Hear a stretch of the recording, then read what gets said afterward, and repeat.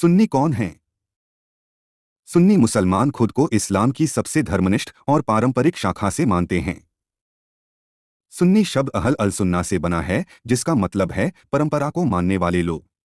इस मामले में परंपरा का संदर्भ ऐसी रिवाजों से है जो पैगंबर मोहम्मद और उनके करीबियों के व्यवहार या दृष्टांत पर आधारित हो। सुन्नी उन सभी पैगंबरों को मानते हैं जिनका जिक्र कुरान में किया गया है, लेकिन अंतिम पैगंबर मोहम्मद ही थे। इनके बाद हुए सभी मुस्लिम नेताओं को सांसारिक शख्सियत के रूप में देखा जाता है।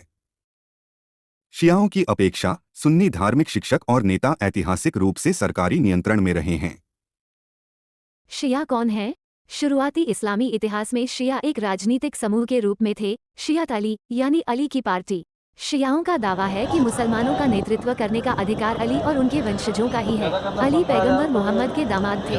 मुसलमानों का नेता या खलीफा कौन होगा, इसे लेकर हुए एक संघर्ष में अली मारे गए थे। उनके बेटे हुसैन और हसन ने भी खलीफा होने के लिए संघर्ष किया था। हुसैन की मौत युद्ध क्षेत्र में हुई, जबकि माना जाता है कि हसन को जहर दिया गया था। इन घटनाओं के कारण शियाओं में शहादत और मातम मनाने को इतना महत्व दिया जाता है। अनुमान के अनुसार शियाओं की संख्या मुस्लिम आबादी की 10% यानी 12 करोड़ से 17 करोड़ के बीच है। ईरान, इराक, बहरीन, अजरबैजान और कुछ आंकड़ों के अनुसार यमन में शियाओं का बहुमत है। इसके अलावा Afghanistan, Bharat, Kuwait, Lebanon, Pakistan, Qatar, Syria, Turkey, Saudi Arab और यूनाइटेड अरब अमीरात में भी इनकी अच्छी खासी संख्या है। हिंसा के लिए कौन जिम्मेदार? उन देशों में जहां सुन्नियों की सरकारें हैं, वहां शियाओं की आबादी गरीब है। अक्सर वे खुद को भेदभाव और दमन के शिकार मानते हैं। कुछ चरमपंथी सुन्नी सिद्धांतों ने शियाओं के खिलाफ घृणा को बढ़ावा दिया गया है। साल 1979 की ईरानी क्रांति से उग्र शिया इस्लामी एजेंडे की शुरुआत हुई। इसे सुन्नी सरकारों के लिए चुनौती के रूप में माना गया, खासकर खाड़ी के देशों के लिए। ईरान ने अपनी सीमाओं के बाहर शिया लड़ाकों और पार्टियों को समर्थन दिया, जिसे खाड़ी के देशों ने चुनौती के रूप में लिया।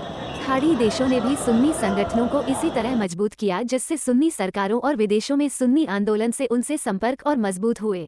शिया सुन्नी लेबनान में गृहयुद्ध के दौरान शियाओं ने हिजबुल्लाह की सैन्य कार्रवाइयों के कारण राजनीतिक रूप में मजबूती हासिल कर ली। पाकिस्तान और अफगानिस्तान में तालिबान जैसे कट्टरपंथी सुन्नी संगठन अक्सर शियाओं के धार्मिक स्थानों को निशाना बनाते रहे हैं। दुनिया में शिया और सुन्नी के बीच कहीं भी संघर्ष हो, उसकी आंच अक्सर लखनऊ तक पहुंची जाती है। यही नहीं, तहजीब के इस शहर में ये दोनों समुदाय अक्सर अन्य मसलों पर भी झगड़ते रहते हैं। दरअसल दुनिया भर में शिया मुसलमानों की तादाद कुल संख्या का महज 15% ही है, लेकिन लखनऊ ऐसा शहर है जहां भारत में सबसे अधिक शिया मुसलमान रहते हैं। शिया लोगों की ज्यादा तादाद को भी कई बार इस फसाद की वजह बताया जाता है, क्योंकि अन्य जगहों पर संख्या में कम होने के कारण वो संघर्ष नहीं मोल लेते। लखनऊ में तो स्थिति कभी पथराव और फायरिंग तक पहुंच जाती है। प्रशासन को कानून व्यवस्था बनाने के लिए सख्त कदम भी उठाने पड़ते हैं। हालांकि शिया सुन्नी का विवाद का मजहबी है, बावजूद इसके कि दोनों पंथ कुरान और शरीयत में विश्वास रखते हैं। दोनों के बीच ये लड़ाई पैगंबर मोहम्मद की मृत्यु के बाद से ही चली आ रही है।